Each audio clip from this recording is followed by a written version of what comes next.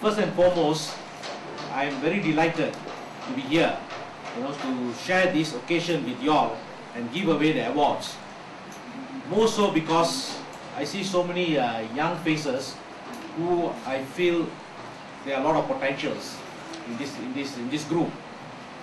And secondly, I'm so glad to be associated with this event to give away the awards to those who I consider role models for the future generation.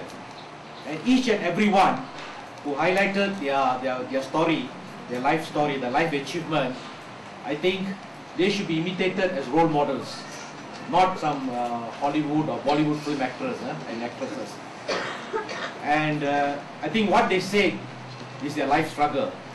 I think today youth, especially those who are here, I think they should emulate, they should follow their footsteps to become successful. When I came here, I feel very young because I see a lot of young faces. I think most of you all here are probably younger than my daughter and son, who are 25 and 22 years old. So, or maybe I feel old, much older, when I see young faces.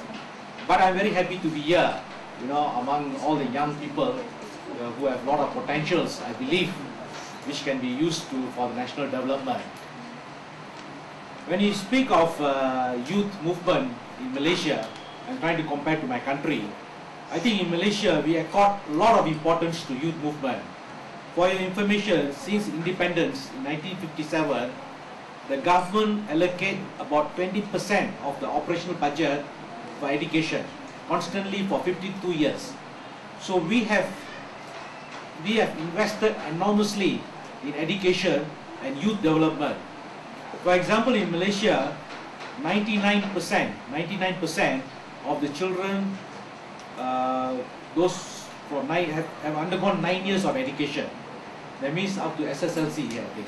That means 99% have undergone education up to SSLC. And almost 90% have completed their higher school education, 90% of the students. In Malaysia, it is also a crime, offense, if the parent do not send their children for 9 years of education. They can be charged and sent to prison. So you can see how much importance the government has given. And we have a ministry in Malaysia which is called the Ministry of Youth and Sports. So the government channels a lot of funds for youth development and youth activities through the Ministry of Youth and Sports. And I think two countries should also look into the possibility of collaborating.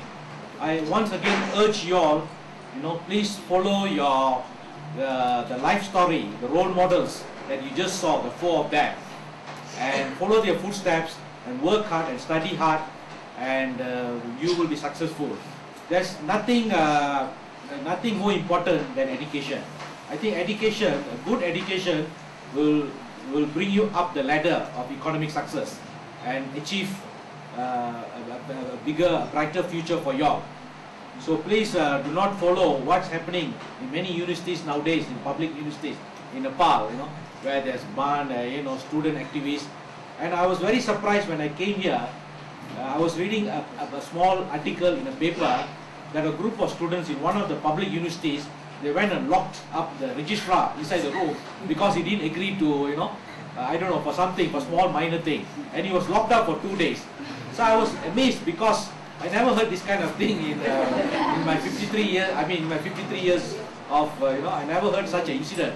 So I was very shocked, So if a university or public institute had gone to that stage, I don't see much potential for grooming up the future leaders of the country.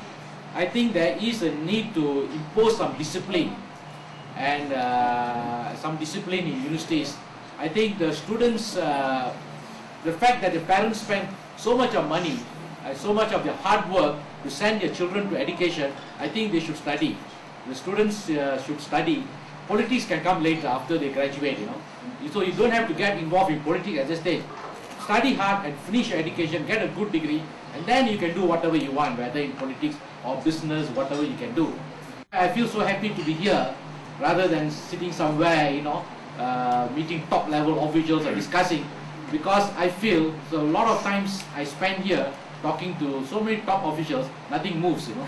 So at least here, I feel something productive. I hope your organization will be successful and become a bigger organization, you know, so that you will inspire, it will motivate, it will empower the youth, you know, who are the backbone of the country, who are going to be the future leaders. I'm extremely happy to be here, you know, to give away the awards, the Achievers Award, organized by Today's Youth Asia. And I feel all these 4 people who have received the Achievers Award, I think are deserve to be the role model for today's youth in Nepal.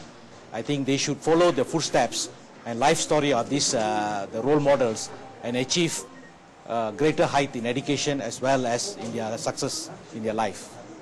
I think what we should do, there is a lacking of people-to-people relations between Malaysia and Nepal. I think youth is a very important component of the people-to-people relation.